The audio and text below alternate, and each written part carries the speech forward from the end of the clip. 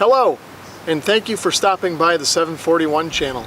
Today's project is going to be to install a 2-meter amateur radio antenna on this 2004 Chevy Tahoe. So my plan for today is to install this 3/8 NMO mount in the roof of the Tahoe and run this coax from the mount up to where the radio will be. I probably won't have time to install the radio today too, so this will probably be a two-part video. So my plan is to mount the NMO mount here in the roof of the Tahoe right above the dome light, which you can see there, and it might have just went out while I was recording here, but once I drop that dome light, there is access, easy access to the roof of the truck right there. The sheet metal is there. There's no strengthening ribs or anything like that, so that's a good location for this mount.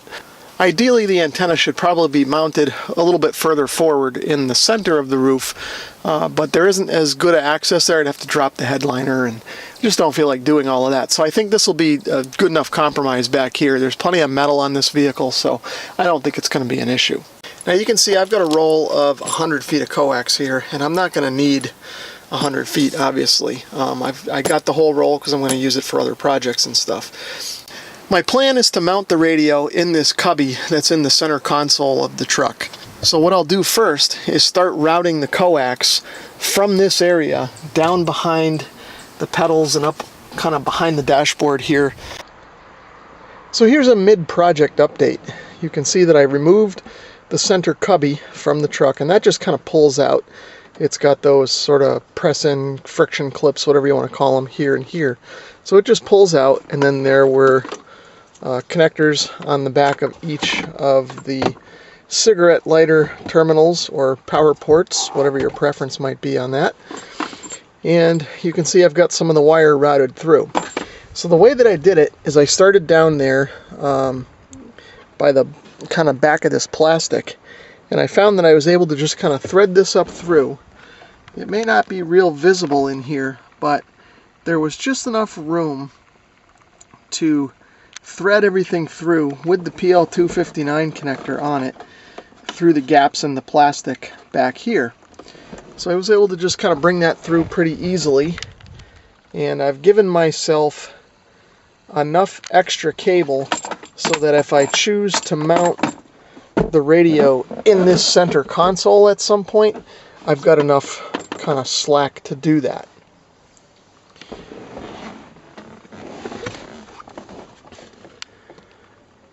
So then what I did is I started running the wire down here. Now, once I'm done and I've got everything kind of where I want it, I'm going to tuck this up under here. And you can see that there are slots in this metal piece behind the dash that I can just put some zip ties through to keep that up and out of the way so that it's not in the way of the pedals or anything like that. And then it's down here sort of in front of the parking brake cable, but then it kind of sneaks into the plastic there. And again, I'll use some zip ties to get everything neatened up so that the wire isn't interfering with anything. But I've tucked it behind the kick plate here, and then it comes down, and you can kind of see what's going on here. I've removed this kick plate, and I ran the wire through here along the channel where some existing wiring is, and then up behind this plastic here.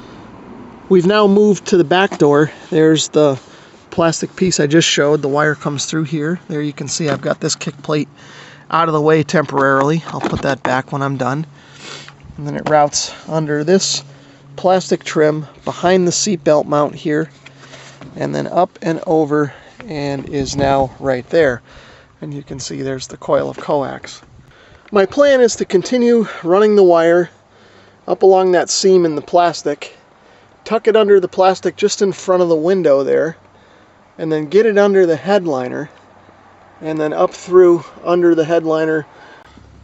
It's pretty easy to remove the dome light in this vehicle. All I need to do is take a flat blade screwdriver and put it in this little slot that's here, and kind of gently pry on this, and the lens should pop out. And once the lens pops out, you can kind of see the whole assembly will drop out. Just have to kind of fiddle with it a little, and then that comes out. There's just one connector there that holds on the lighting, and that just needs to come out. So now you can see this tab just kind of comes out of the way, but I just broke this one. But that should be okay. Now the connector will pull out and I can remove the whole assembly and get it out of my way. So at this point, I've got the coax all tucked behind this panel. And I found that loosening this screw right here made things a little bit easier. And that was just a 9/32 socket. So once I got that loose, I was able to tuck that in pretty easily behind there. And then you can kind of see I've got the coax up here. I've measured the coax, and I think I've given myself enough slack here. And it's time to make the commitment and cut the coax. I've got the wire all routed now, but I ended up taking a little bit of a different path than I originally anticipated. So what I did is I went up in front of the window like I originally thought, but instead of coming across the headliner right there, which would have been the sort of the shortest path, I ended up finding that it was easier to go above the window, tucked in just, you know, kind of behind the headliner, around underneath that piece of trim there, and I've pulled down this piece of trim. You can kind of see the wire comes through, and then I take a right turn here, sort of in the middle of the vehicle, right about where the dome light is, and now I've got the wire here and ready to go. So you can kind of see here I've got the coax end stripped and ready to go and be soldered on the NMO mount. This part here will be soldered to the shield, and you can see it'll kind of drop over that and is sort of designed to be crimped on. But I'm going to solder that, and in fact I'm going to need to bend those tabs apart a little bit to fit over this cable. This cable that I'm using is RG8X, which is a slightly better grade of coax for VHF, but I believe this NMO mount was sort of designed for RG59, which uses a little bit of a thinner diameter footprint. And then of course up here you can see that the center conductor will go to the center of the antenna mount, and that'll be soldered on there. To do the soldering, I've got my Xtronic 4000 series solder station. Now you don't need anything as extravagant as this. If you're attempting this yourself, you can just use a regular soldering iron or soldering gun. So you can see here I used some hemostats to kind of help me hold everything in place and get it soldered. So I've got the center conductor soldered to the center conductor of the NMO mount, and I've got the shield mounted to that crimp mount, or rather soldered to that crimp mount. And you can see I even used the hemostats to kind of help hold everything up. I've got the handle jammed up in this slot up here, and that kind of worked out pretty well. Not the neatest soldering job in the world, but it ought to hold. So now that I've got it all set, I should be able to cut off the excess wire here that I don't need. So I've taken a rough measurement, and I've determined that the distance between this point, or roughly sort of the bottom of the third brake light, which is up here, and the opening is about 13 to 14 inches. It's a little bit hard to get an accurate measurement. So looking here at the top of the truck, if I measure 13 or 14 inches in here, that puts the hole somewhere right about here. Now what I'm going to do is I'm going to drill from the inside out and not the outside in to make sure that I get everything located in the right spot.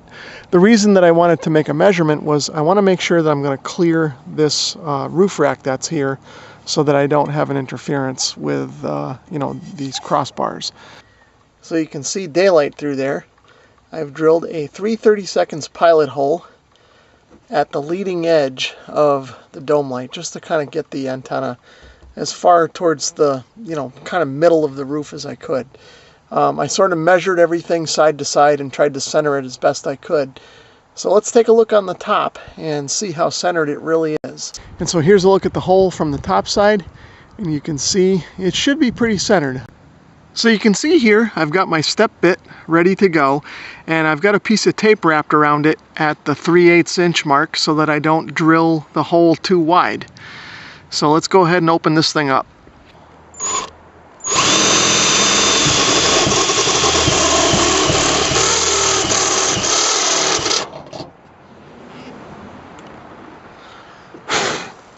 At this point I lost some footage due to a malfunction with the camera. You can see that I've got the center portion of the NMO mount poking through the hole in the roof of the truck, and that I'm about to screw the outer portion onto it.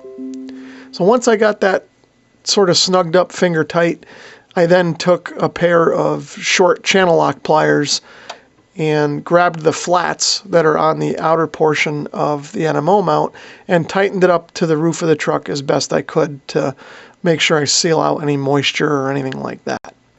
After getting everything tightened up, I then installed my generic 2 meter 5/8 wave antenna on the NMO mount. Here's a quick look at what the NMO mount looks like fully installed inside the truck. So I've got all the trim more or less buttoned up and ready to go except for this thing. So what I'm going to do is just kind of coil this up and tuck it in back here if I can until I'm ready to install the radio. And just kind of throw this back in place. I'm not sure this is real visible in the camera, but here's a look at the antenna. And of course it's kind of tall, being a 5/8 wave up there on this big tall truck, but I think it'll be okay for now. That's pretty much going to do it for part one of installing a 2 meter antenna and radio in this 2004 Chevy Tahoe. Stay tuned for part two, where I install the radio in the truck. If you enjoyed this video, please give it a thumbs up. If you'd like to leave a comment or subscribe, feel free to do that as well. Thanks for watching.